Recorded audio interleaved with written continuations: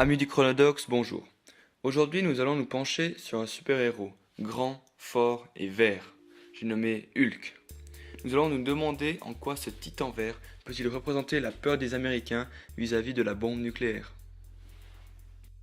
Pour effectuer ce travail, nous allons tout d'abord voir qui a créé ce super-héros, puis nous allons repasser rapidement sur l'histoire de Hulk depuis sa transformation.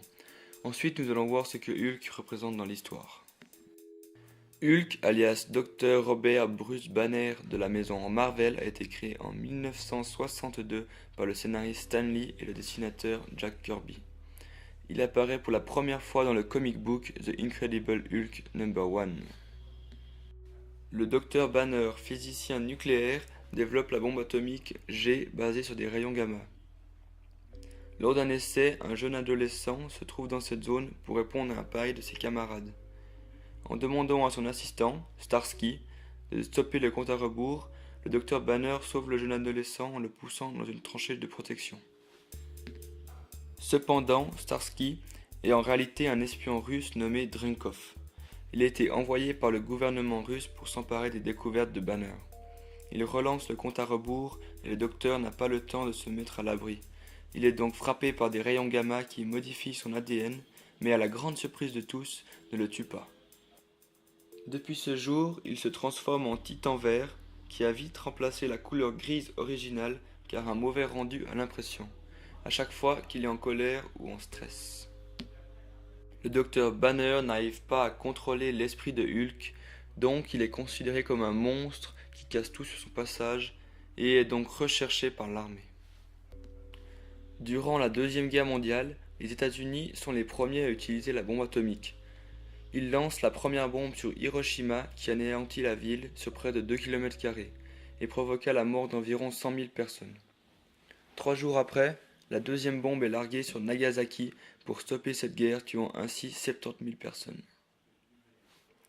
Suite à cela, elle est considérée comme une arme de dissuasion car utilisée comme moyen de pression pour éviter tout risque d'attaque. Depuis 1958 et l'Expo universelle de Bruxelles, expo pour laquelle est dédié un épisode de Chronodox de la saison précédente, durant laquelle fut construit l'atomium, un certain nombre de recherches ont été faites sur l'énergie nucléaire. Grâce à ces recherches, l'arme nucléaire est devenue encore plus puissante et encore plus redoutée. Le 3 février 1962, même année que la création de Hulk, les États-Unis décrètent un embargo économique, commercial et financier contre Cuba. Cette même année, la Russie, alliée de Cuba, transporte des missiles nucléaires sur cette île car elle est suffisamment proche pour que les missiles atteignent les États-Unis. C'est cet événement qui va pousser les deux camps à la limite de la guerre nucléaire. C'est depuis que les Russes ont l'arme nucléaire que les Américains sont méfiants vis-à-vis de celle-ci car elle n'avait jamais été menacée auparavant. Hulk est représentatif de cette peur car il a été lui-même exposé aux radiations et donc il représente les répercussions que peut avoir l'explosion d'une bombe atomique.